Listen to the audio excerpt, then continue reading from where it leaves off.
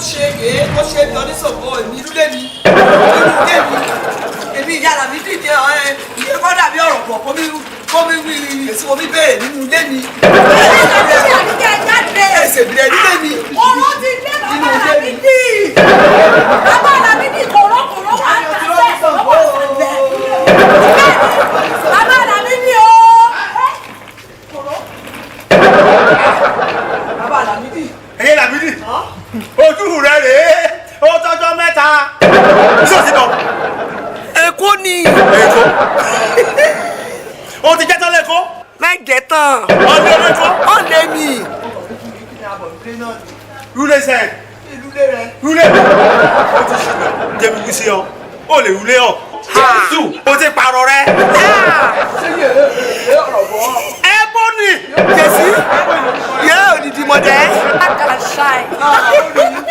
bàbá Lámídì sọ́ra rẹ̀. oníkọlù oníkọlù rẹ. ṣúta máàmì mọ́kànlú mọ́tò mi ni. ṣé mọ́tò rẹ̀ rè. mọ́mọ́ kan mọ́kànlú. bàbá Lámídì lẹ́rù oṣù mẹ́fà kí mo rẹ̀ kọ́. ẹ ó ti dé. àbẹ̀ òsì lọ. mo ṣoògùn ó ní. Jésù. yóò fi ṣògbọ́n. Lámídì. Ayé mi tèmi bá mi. bàbá Lámídì tó bá mi ọ̀ orí mi ọ̀ Lámídì ọmọ mi ọ̀. títẹ̀ ní kò bá bàjẹ́ tẹnì kò kí n dá tẹ́ bá sún mi ní wọlé. Ebony lórúkọ rẹ̀ Ebony. èmi Ebony black and shine. ẹ káàbọ̀ ma owó ẹni. Lámídì ọmọ mi ọ̀. ilé máa fi dárò ni ilé máa dárò Lámídì. a gbọ́ information sí ìpẹ́ṣẹ̀ ti travelling dé ni. mo ṣẹ̀ṣẹ̀ ti kó dé ni. ó ti tó oṣù mélòó tẹ́ ti lọ. ó tó oṣù mẹ́fà bẹ́ẹ̀. ìyẹn ẹjọ́ ti pọ̀ jù. ẹ mọ̀ nǹkan tó ṣẹlẹ̀ a máa ní láti text yín sí. text mi. we do keep quiet. bóyá ẹ ní coronavirus àbí ẹ ò ní. tó bá ti jẹ́ pé a test yín tó wà positive a máa gbé yín lọ sí isolation center. kí n ti wí. bàbá Lámídì. for 14 days. so ẹ máa lọ wà ń bẹ̀ fún 14 days. a máa treat yín níbẹ̀.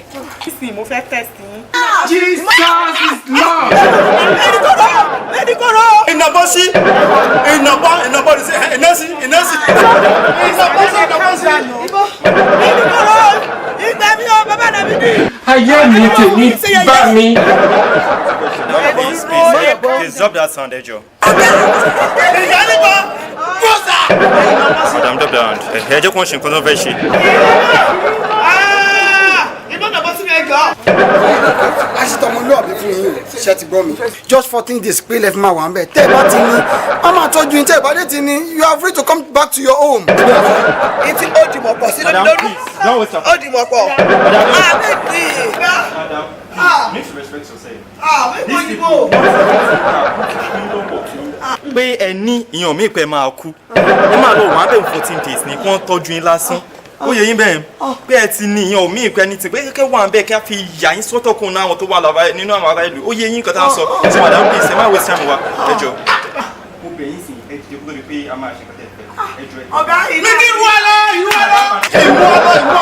bàbá Lámídì. Please don't waste time. ìyá Lámídì lọ nílẹ̀ yóò dòkèrè. mo fẹ́ tó kí ó dòkèrè.